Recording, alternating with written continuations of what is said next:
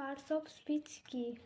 দেখ, parts of speech জানার জন্য তোকে একটা তুলনামূলক পদ্ধতিতে জানতে হবে পার্টস অফ স্পিচ, তাই তো। পার্টস মানে কি?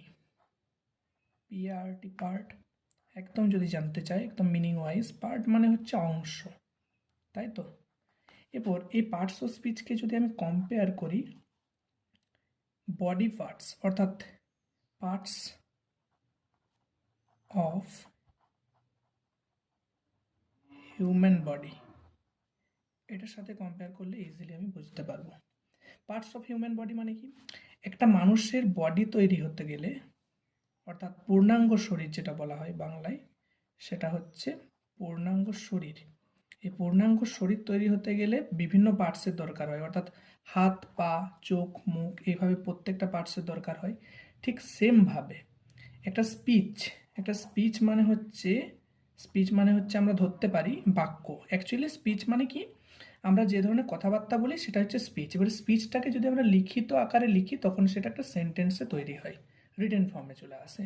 তো সেই স্পিচটা তৈরি হতে গেলে কিন্তু বিভিন্ন পার্টসের দরকার হয়। ইংরেজিতে এরকমই পার্টস অফ স্পিচ কতগুলো রয়েছে? 8টি রয়েছে। এই 8টি কি কি? নাউন,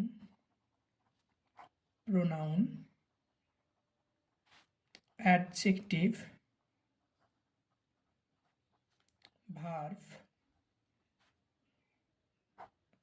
অ্যাডভার্ব, প্রিপোজিশন,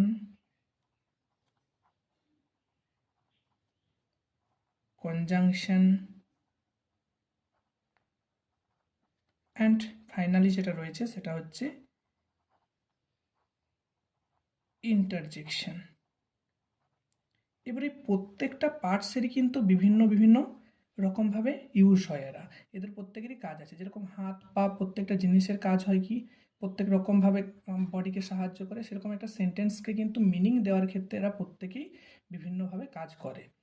কথা হলো যে কোশ্চেন যদি এটা করা হয় যে পার্টস অফ স্পিচের এই যে 8টা পার্টস অফ স্পিচ, এটা কি 8টা পার্টস অফ স্পিচই কি একটা সেন্টেন্সের মধ্যে থাকা জরুরি নাকি নয়, সেটা তার ইউজের উপর নির্ভর করে। যদি আমার মনে হয় যে 8টা পার্টস অফ স্পিচ কোনো সেন্টেন্সের প্রয়োজন হচ্ছে তবেই ব্যবহৃত হবে, আদারওয়াইজ হবে না। ঠিক যেমনভাবে একটা মানুষের শরীরে কিন্তু সব পার্টস থাকতেও পারে আবার নাও পারে।